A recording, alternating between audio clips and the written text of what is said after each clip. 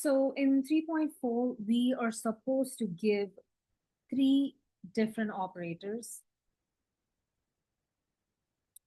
A, which satisfy the equation when the operator is operated on the function e of x, the answer is e of x.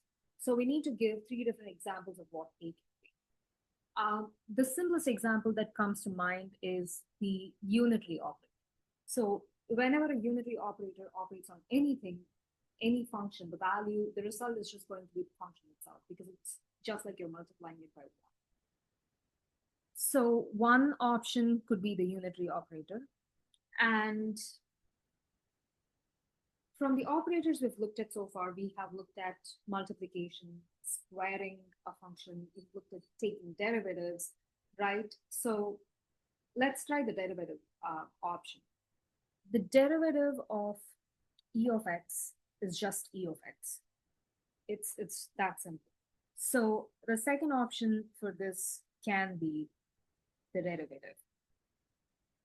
Now, if you take the second derivative of e of x, that's going to be this, right? But we know the first derivative of e of x is actually e of x itself, so we can replace this by e of x, right? And the first derivative of e of x is e of x, so we're gonna simply say the second derivative is also e of x.